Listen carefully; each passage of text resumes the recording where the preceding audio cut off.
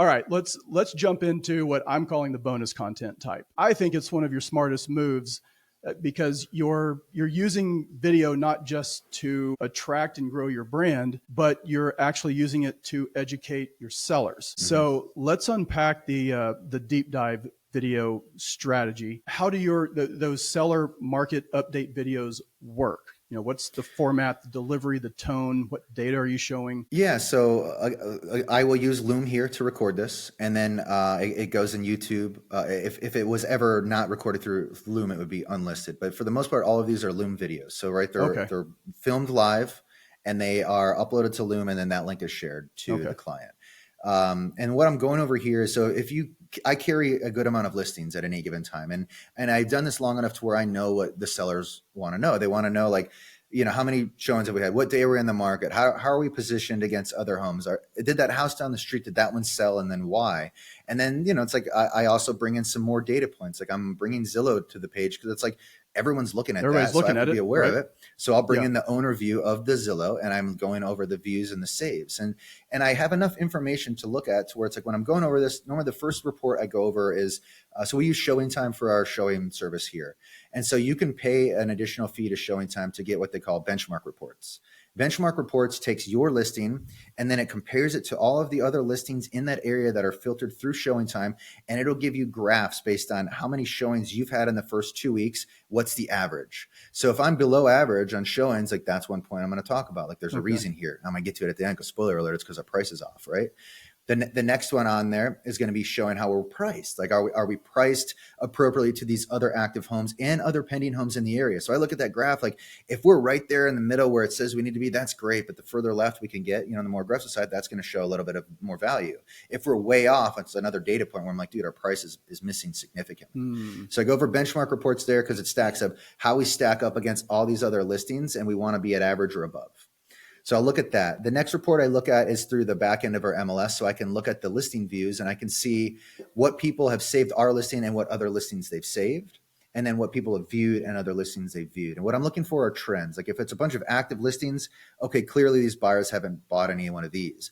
But if there's a couple of pendings, I want to know why those ones went pending first before ours. And again, I'm trying to figure that out.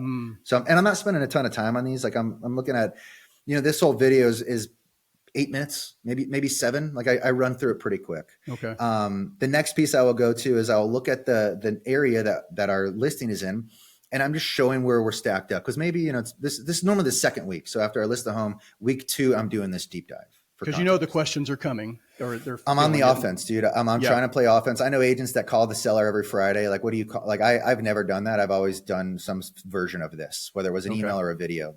I've adopted the video for the last couple of years, but before that, it was an email with screenshots, and that took me just as long to put together, and it didn't provide nearly as much information as I am on this video. So then I'm going through the MLS and I'm looking at everything that's active and pending in our 1 mile radius of where our listing is. And so if there's something new that came to the market that came in after us, hey guys, we have more competition, it's here. If something went pending that is pretty similar to ours, but it went pending for a reason, whether it had a pool or was a different price or whatever, like again, that's more information where they're like, oh, we should be there. And a lot of times, like, I don't mean this in like a salesy way, but most of the time when I'm doing these videos, it's with the full purpose of like letting the seller know it's like, it's probably our price, because I'm showing you our exposure metrics are off the charts. And there's 2 reasons why a home's not selling, right? I mean, condition could be one, but it's mainly price or exposure. Right. And price is going to overcome the worst condition. So it's one of those 2 reasons. So if I can show enough that like I am maxing out all of our exposure metrics between ads and between getting your listing out there and getting the views, like it has a lot of times it is that price. Yeah. And so that's how I'm leveraging this. And then the last thing I talk about is the owner view of Zillow. So on your listing, you can claim ownership. You can look at the back end, and just these graphs are very, very important to know because it shows how many views you have and then how many saves you're getting.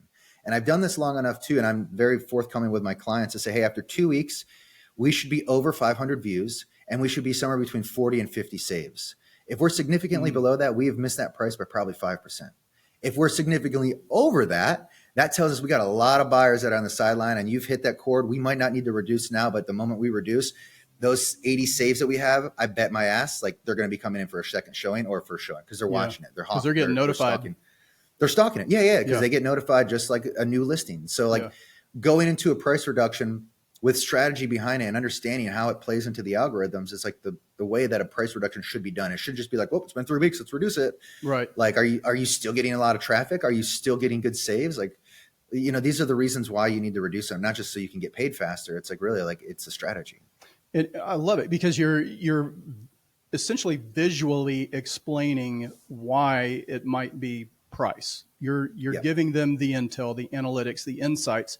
So they're kind of as they're watching your video, they're probably starting to be kind of nod a little bit like, okay, I see. Okay, so they're almost kind of coming to that conclusion themselves without you calling them up and say, hey, it's been a couple of weeks, it's been 30 days. I think we need to do a price reduction. And a lot of times, like, I mean, there are times like I just did one last Friday, and my suggestion was we don't need to reduce the price. I feel like we're priced well.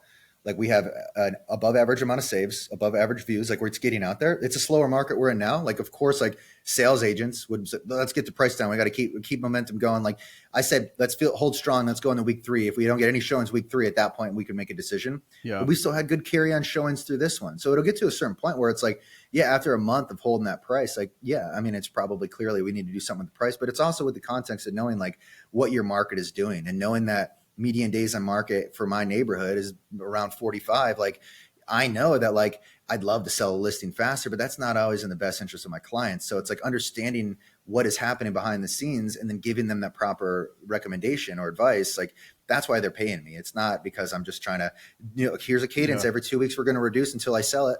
Like that's not how I work. I use these videos to help me justify a price, and I'm trying to really show them versus just telling them, hey, we need to reduce the price. Well, why? Well, let me show you everything that I look at daily so I can get to this conclusion, not just because like your home hasn't sold in 2 weeks. That's not why I'm doing this. Yeah. And that's such a good default to fall back on, is to show and not just tell, because you're essentially eliminating the reactive calls that are going to be coming back to you, right? I mean, you're essentially showing them, providing all the data where they can see that, and they're almost drawing their own conclusion, and you're eliminating a lot of that reactivity. And you could frame that by like, this home sold and, it has a pool and it was priced here and it's bigger than yours. Like, why do you think that one sold? Like, and this isn't a script, like this isn't a sales script, but the natural answer is like, well, because it was priced better. Yeah. And it had a pool and all these other things. And then they're like, well, we don't have any of that. And we're overpriced on that. Yeah. And then they're like, oh shit. Let me ask you this. I don't know if this would breach any kind of privacy or confidentiality. Is there a video that you could share with me that I could share with them of one that you've done? Yeah, I could show you the one I did on Friday on a listing I have in Victoria, where I literally told them like, my suggestion here is like, we don't need to reduce. Let's monitor week 3, which we are in week 3 now. We've had 3 showings this week. So we still have momentum going in. I said, I'll continue monitoring it, but like you probably expect me to say that like we should reduce the price. I don't think that's the case here. I think we hold strong for a little bit. Great. And then keep seeing how week 3 is. Yeah. If you could, and then I'll include it I'll text in it the to description. That way for our friends listening, if we can remove all the guesswork, all the tired headness of trying to figure out, okay, I like his idea, but what should I say? If we can just show them that would be amazing.